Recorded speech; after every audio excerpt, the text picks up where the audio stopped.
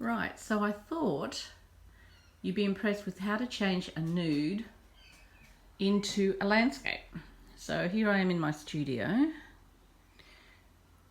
Impressive, isn't it? That's because I cleaned it yesterday. So what I'm doing is a new body of work because I'm selling quite well. I'm really happy with how it's going. And these paintings up here, drawings, are all what I've done on the banks of the, well, most of them, banks of the Ovens River down in Wangaratta. So I'm using them for inspiration.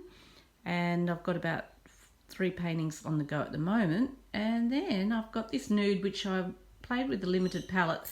And I've got, that's a limited palette in one bit. Okay, so now what I'm going to do is I'm going to draw back into that with my oil pastels, charcoal, whatever, and then I'm going to make a landscape out of her. So I'll use all the darks and lights and I'll draw back in over the top. And so this is oils, which you shouldn't be doing on paper, so do as I say, don't do as I say. Don't do anything I say. Do whatever you think. But this is just playing with, I was practicing with a different colour scheme. So this is alizarin, I can't remember now.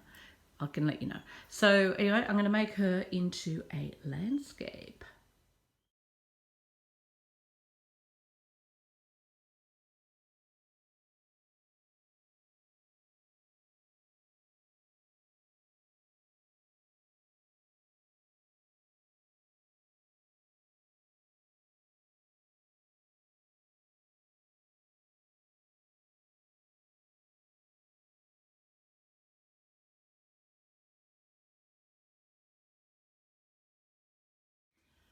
And that's how you do a very quick nude out of a landscape. So when, like, you don't need to worry about a crappy painting or if it's not working or whatever.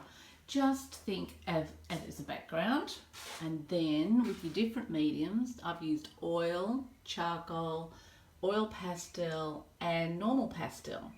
And you let the paintings come through here, and so you hide that the form is there, but you use those yummy colours. So this was one limited palette over another limited palette. And usually I find when a painting isn't working, I just bring in a limited palette over the top and fix it, and it does actually help them come back together. So I'm quite happy with that. Leaving areas to breathe. And I really like that area there, and then this area down here I'm really liking.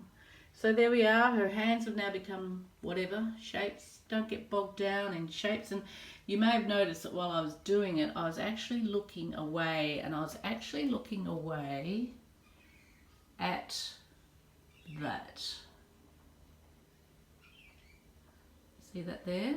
Now this one I use a lot of my paintings from, and that's just a dry brush I did down at dark corner.